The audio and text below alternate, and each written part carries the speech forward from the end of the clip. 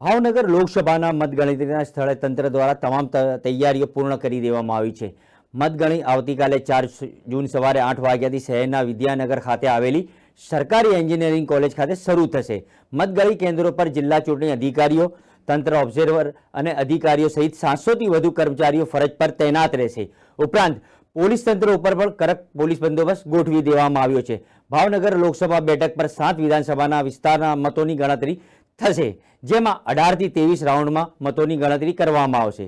જિલ્લા ચૂંટણી અધિકારીએ જણાવ્યું હતું કે બપોરના 12 વાગ્યા સુધીના તમામ મતોની મતગણતરી પૂરી કરવાની વ્યવસ્થા તૈયાર કરવામાં આવી છે, જ્યારે સાંજ સુધીમાં તમામ કામગીરી પૂર્ણ કરી દેવામાં આવશે। મતગણતરી કેન્દ્રમાં કોઈપણ પ્રકારની મોબાઈલ ફોન લઈ જવા પર પ્રતિબંધ લાદવામાં આવ્યો છે અને ઉમેદવારો માટે કોમ્યુનિકેશન રૂમ ઉપલબ્ધ કરાવવામાં આવ્યો છે। જ્યારે મતગણતરી પૂર્વે જિલ્લા ચૂંટણી અધિકારી આર.કે. મહેતાએ મતગણતરીના કેન્દ્રની મુલાકાત લઈ અધિકારીઓ સાથે સમીક્ષા કરી હતી।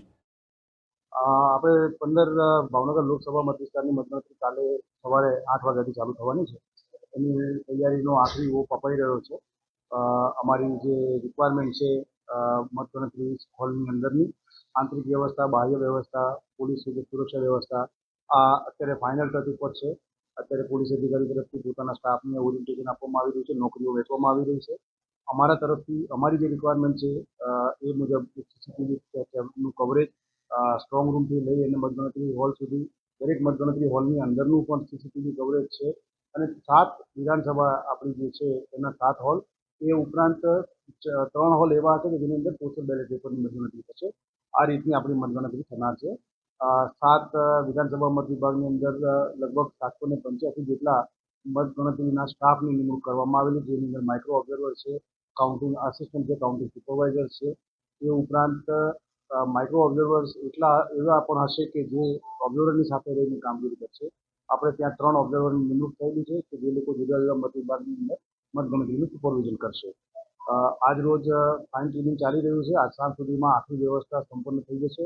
પછી આ વિસ્તાર જે છે એ આપના બધાના માટે આઉટ ઓફ બાઉન્ડ રહેશે।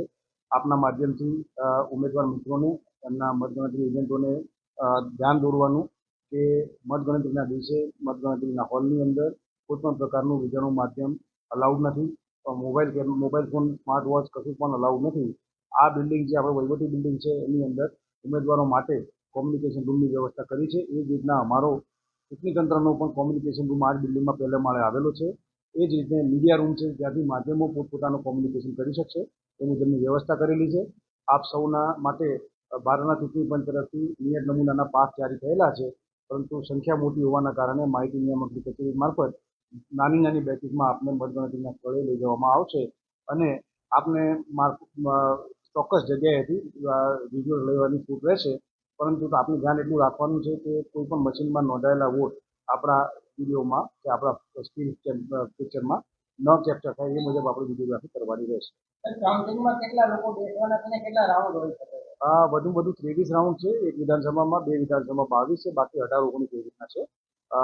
આપણે લગભગ બપોરના 12, 12:30 સુધીમાં ઈવીએમ કાઉન્ટિંગ પૂરું કરવાની અમારી ગણતરી છે અને પરિણામ જાહેર કર્યા બાદ અમારી બાકીની વિધિ કરતાં શાંત છે, કારણ કે ઈવીએમ મશીનમાંથી બેટરી કાઢવાની, એને સીલ કરવાનું, જે વીવીપેટ મશીનની અંદર નોંધાયેલી જે વીવીપેટ સ્લિપ્સ છે એ પરિણામ જાહેર કર્યા પછી અમારે અંદરથી કાઢી અને બ્લેક કવરની અંદર સીલ કરવાની હોય છે અને એને અમે ટ્રેઝરી, સબ ટ્રેઝરીમાં જમા કરાવતા હોઈએ છીએ।